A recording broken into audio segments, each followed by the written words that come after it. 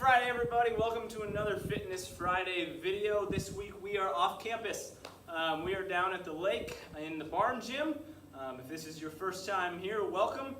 Some of the videos I'm going to shoot are going to come from here just because of logistics, and when ideas pop into my head, like mid 30-minute EMOM, I kind of run with them. I apologize. I am going to sweat through this shirt by the time we're done. But that being said, today I want to talk to you about the air squat. Very simple movement, one that I'm sure you have been drilled about in a fundamentals class, in our boot camp here at Overland Park CrossFit, or potentially before your time with us. So I want to kind of revisit that, give you some advanced tips to think about, and give you a way to improve your air squat so that potentially the mechanics in your back squat, front squat, overhead squat, any squatting movement we do can improve a bit. But to do that, first I want to start by talking about the cues that we give you and a little bit about the nature of a cue itself. Tristan, I know, is a big fan of this, as well as me, and the point we want to make with that is cues are great until they're not. So to give you an example of what I mean, the knees out cue is a fantastic cue for those that do have that dipped in knee position on that squat. The thing about the knees out cue is we're trying to correct the knees over the toe alignment, which if you think knees over toe, you're going to be correct 100% of the time. That being said, if I tell you knees out and you continue to work knees out over the course of a long period of time, and that's all you think about, chances are you're going to go from here to a great position to over-exaggeration to putting your knee, ankle, or hip at risk. Your knees in that extreme outward position are actually much more comfortable, much more safe than on that internal rotation side of things. So if that's the case, it's not the biggest of deal, but you are losing some power by doing that. So going off of the cues and the fact that some of them are great until they're not, I want to talk about 3 cues. One is being the hips back cue, 2, tight core, and 3, pelvic tilt. So starting with knees and hips, hips back, like I'm sitting in a chair, great cue. But if you overthink it, overdo it, that hips back cue is going to turn into just a bend at the hip. That's what we want to avoid. It's actually getting into the nitty-gritty of things. Your hips and your knees break at the same time. So if I am going to sit back in a chair, I'm not going to just do this and plop down into a chair. I'm actually going to come here, and my knees are going to break with me at the same time. I'm going to send my hips back first, but if I am not as stiff as a board, my knees are actually going to bend naturally on their own, so I'm already knees bent. So what I want you to think about is hips, knees, break at the same time to create that space. Second one I want to talk about, tight core. Again, fantastic cue until it's overdone. If I have a tight core, that means I'm in a good stable position, my spine is braced, my pelvis really isn't going to tilt that much, or at least ideally it's not. But if I overdo that and I think tight core, I am going to over-exaggerate the flexion in my thoracic curve, and I'm going to overdo my pelvic tilt, which we're going to bleed into here.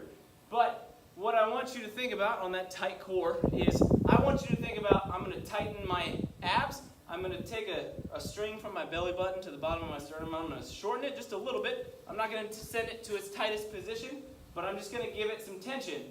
As if someone's going to punch me in the stomach, I'm going to be ready for it. So that's what I want you to think about. Brace, tight core, hips, knees, same time. Now, third one, and this is where I want to spend a majority of our time today, is our pelvic tilt. So I kind of hinted at it just a second ago. If I over-exaggerate posterior pelvic tilt, I tilt my hips backwards, and I actually bring the front of my pelvis above a neutral position, and my SI joints drop below where they should be. I'm really pinching my glutes here, which is fantastic. That's great. But I don't need to think if there's a pencil in between my butt cheeks. I'm not trying to really squeeze it and break that pencil. I just want to hold it in place. So if you think about a cup of water. Today is going to be my water bottle. If you think about me standing here, I have that water bottle nice straight, up and down. If it's full, it's not going to spill here. That's kind of where I want to keep things. It's going to tilt a little forward as we get into the movement, but I don't want to get it here, which is what may happen if I think hips back, hips back, hips back, hips back, oh, the floor is wet. What I want to think about is nice, tight brace, hips, knees. Everything is right there.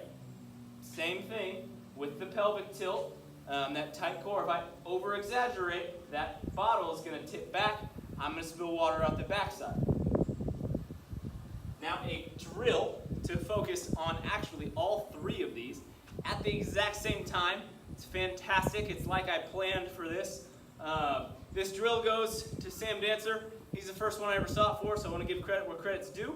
But what it's going to work on is keeping everything together in a nice, solid squat position to come up and down.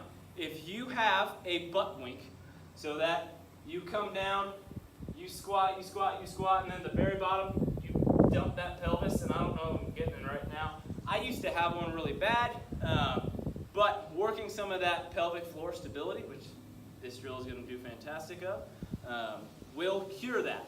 So I'm going to have you look down, Old Spice-esque, look up, oh, it's a weight belt, fantastic, I'm going to need that. And I got my PVC pipe here. Set that weight belt nice and tight, not like you're back squatting, so I have some room in here. And what you're going to do, you're going to take that PVC pipe, you're going to throw it right in the front.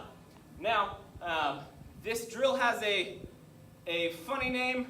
I am not going to elaborate on it here, but if you think about it this way, very embarrassing for gentlemen if you're caught in this position. So what I want you to think about, we don't want to be there. Keep our hips active, not overactive to where that pipe is now behind my face. I can hit myself in the face if I'd like to, but I want to keep it right there. So for me, my neutral position is with that PVC a couple inches, 2 to 3 inches in front of my face. For some of you, it may be slightly different based on how you're built, but where you stand naturally is where I want that PVC distance to be in the bottom.